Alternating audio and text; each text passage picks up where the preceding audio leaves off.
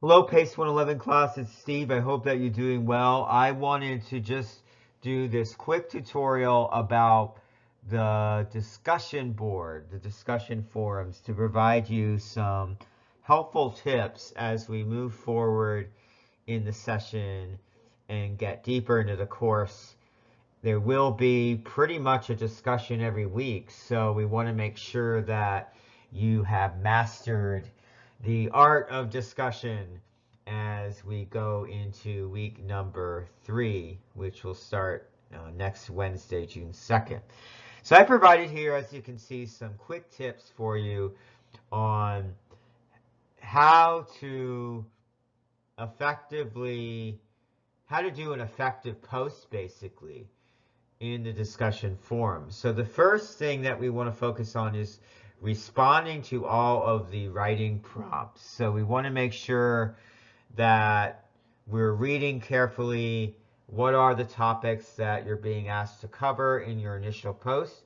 For week number 2, the good news is, yes, we're giving you multiple questions there, but you don't need to focus on all of the questions. Some of you have chosen to do so. That's fine. You can pick and select any of those writing prompts to focus on, or we will even leave it open to focus on the growth mindset in general, or the fixed mindset, and how those concepts really relate to your lived experience, your obligations that you have in your life. It's important too that you proofread your posts. So I'm guilty of this myself in terms of spelling errors, maybe a grammatical mistake. But what I have found to be helpful is to read my posts before I actually hit send or hit enter. So make sure that you are proofing your post before you post in terms of checking for any spelling or grammatical mistakes. Try to focus on detail. Try to focus on specifics rather than generalities, I guess is how I would say it. So meaning, if you're saying, for example, I have a growth mindset, back it up. Back it up. Provide an example to illustrate that you have a growth mindset. And when you're replying to posts, when you're replying to your classmate posts, try to also focus on specific content that your classmate mentioned in their posts that really resonates with you, or for which you'd like to learn more or explore that topic a little bit more in depth. Try to communicate in a clear and organized manner, so making sure that your thoughts, insights, and perspectives connect. And then finally, speaking in an authentic voice. So I was really happy with all of you for week number 1. You really showed a genuine passion for your classmates' experiences, and you spoke from the heart. And that's kind of what we want. Also, just a minor thing, be sure to, when you're replying to someone's post, say hello and their name, and sign your post. So sign your post just simply with your first name, so we know it's you. And some of the logistical matters, making sure you're doing your initial post by Sunday at 11:59 p.m. And then you have to reply. Remember, you have to reply to a minimum of 2 of your classmates' posts. 2 of your classmates' posts by Tuesday at 11:59 p.m. And remember the rubrics. Rubrics are kind of your answer for a lot of things in this course in terms of how you're going to be graded. You can follow the rubric to a T.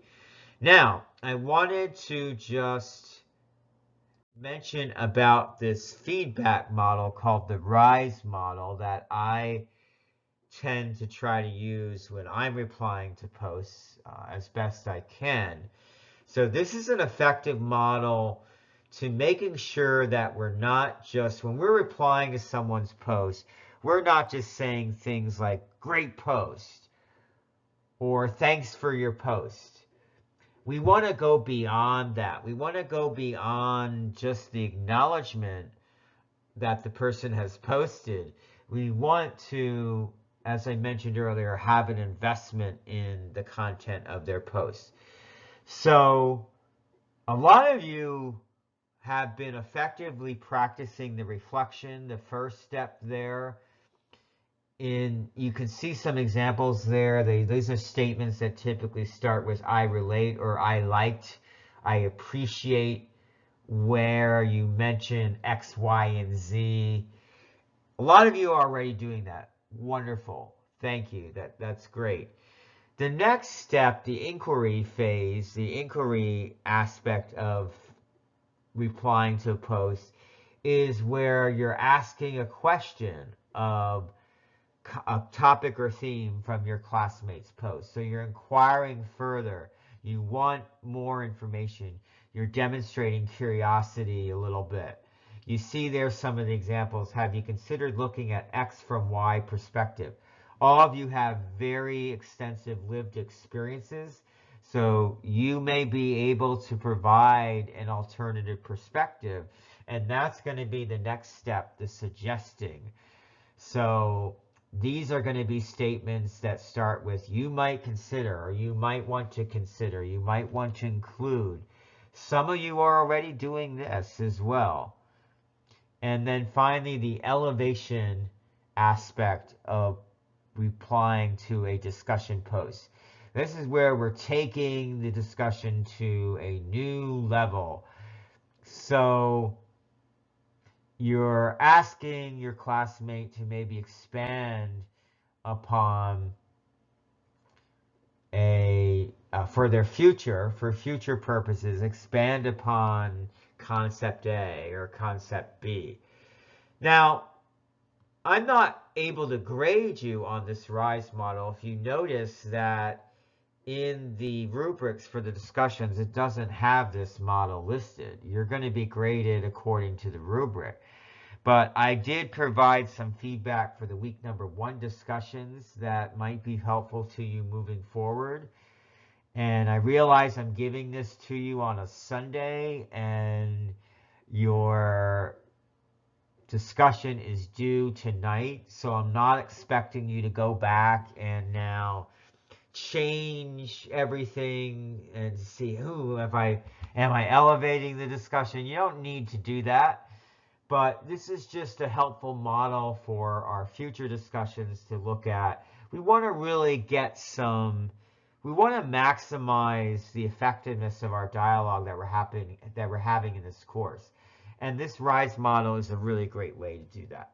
Finally, just putting in a plug for the Instructor Connection meeting. These are opportunities for me to meet you, to learn a little bit more about you, to also address any comments, questions, or concerns that you may have about the course, and really check in to make sure you're doing well. I know anytime I've been taking an online course or doing an online webinar or something like that, it can be quite impersonal.